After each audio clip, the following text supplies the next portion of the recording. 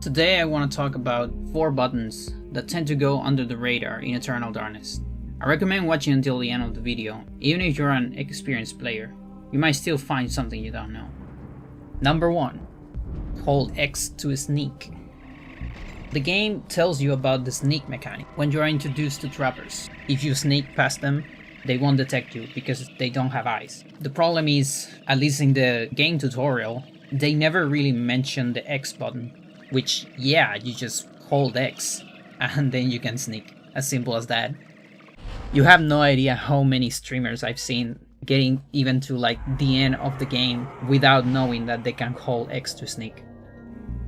Number 2. Z to reload weapons. Z button allows you to reload manually.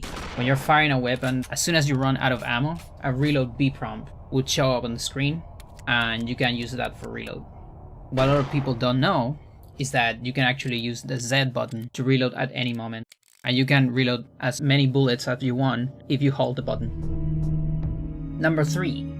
Light R release to change targets.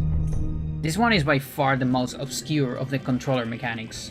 While I've seen enough players figuring out X and Z on their own, usually by just trying out every button, this is actually how I figured it out back in 2002. The use of a light release and tap on the R button isn't intuitive at all.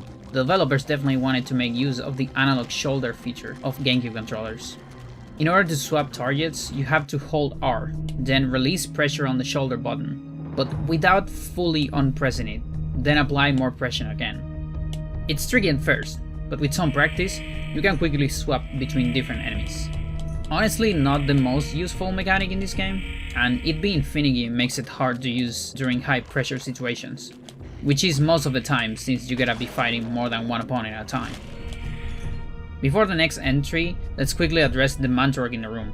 It's true that the game never tells you about these 3 button mechanics, but all games love putting stuff in their manuals. So let's check that out. Let me get my official North American copy, Eternal Darkness, so we can read the manual. Oh, come on. What is this? Okay, whatever. Let me get my Japanese copy. Let's take a look at the manual. At some point, people used to make manuals for games and put information there. As you can see, the manual tells you the purpose of these buttons. I actually lied to you. I'm so sorry. The game does tell you. It just doesn't give you a tutorial. If you go to the pause menu and go to the controller tab, then you can actually see what these buttons are for. And again, I've seen a lot of people still miss these ones, and that's why I include them. Number 4. Lindsay's anti-trap button. Okay, listen. I never said in the video that all of these were controller buttons. This is still some kind of button, and I've seen enough people oblivious of this that I think it's worth being included in the video. We've all died at least once to the traps in Lindsay's chapter.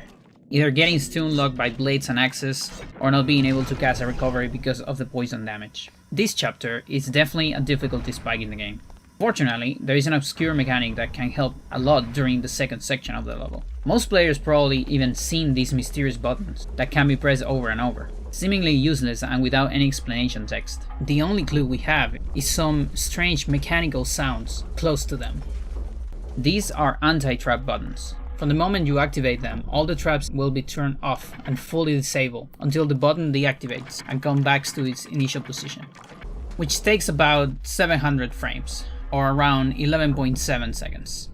This is enough time to cross almost an entire halfway of traps. Just at the end, you might activate a couple. It might not sound like a lot, but it definitely helps. There are 4 buttons in total, each in one of the corners of the second section of the level. Hope this helps you on your next Lindsay playthrough. And that's it for the video. Did you learn anything new? Or maybe you already knew all this stuff? Let me know in the comments, and see you on the next one.